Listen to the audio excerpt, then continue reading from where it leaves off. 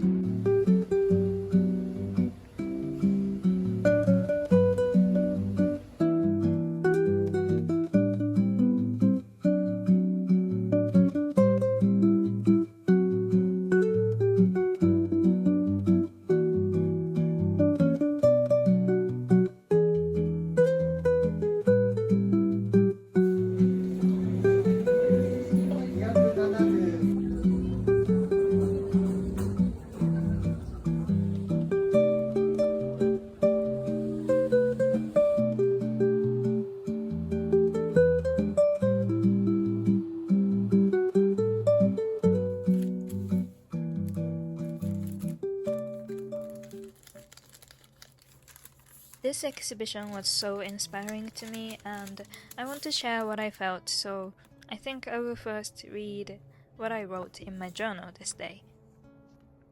So we went to Osaka to finally visit this exhibition on surrealism, and I think this is my favorite exhibition ever. I didn't even know that I liked surrealism, but this was the most inspiring exhibition.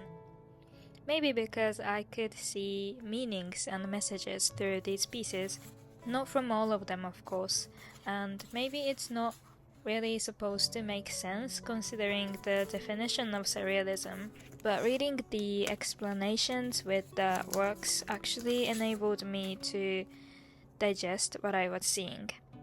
To be honest, it's way more difficult for me to get some inspirations from other quote-unquote normal exhibitions such as the Monet one that I went in summer.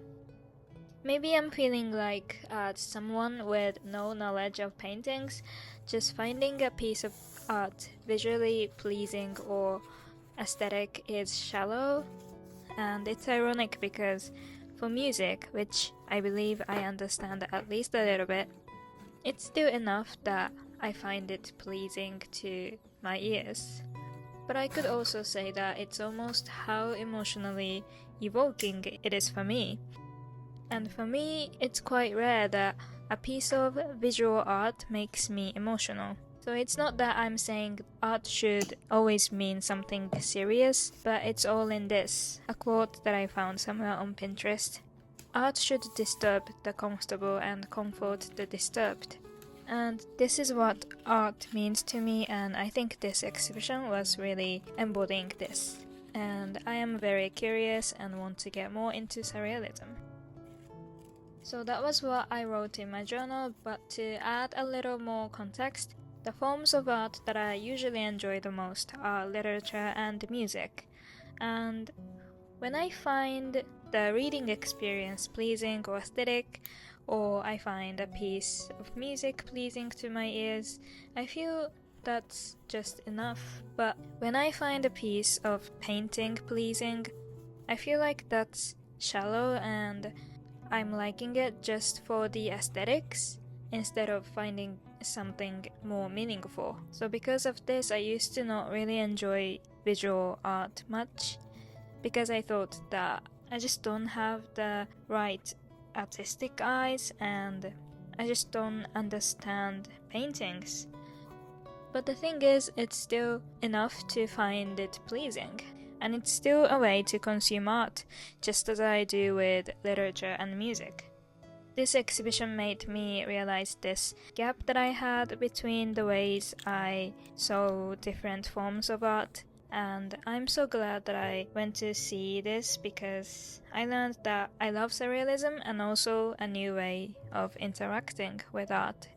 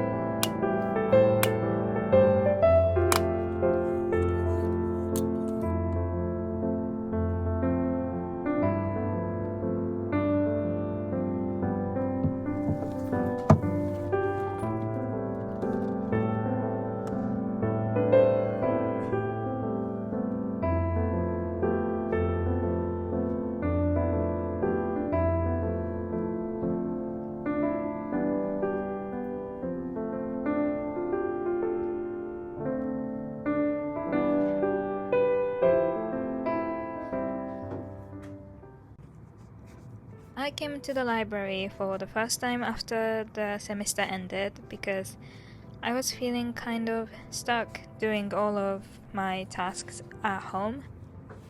And even though it should be spring break for everyone, many people are here. And I don't know what they are doing, but it's so nice to be in these diligent and very focused people. And also it's still vacant enough to secure my favorite seat. And what I'm doing here is a little studying. I'm reading this book by Mary Oliver called A Poetry Handbook, and I'm learning about how to compose a piece of poem. It's really interesting, and I'm so excited to start my own poetry project after finishing this book. Anyways, that's all for today's video. Thank you so much for watching, and I'll see you in the next one. Bye bye!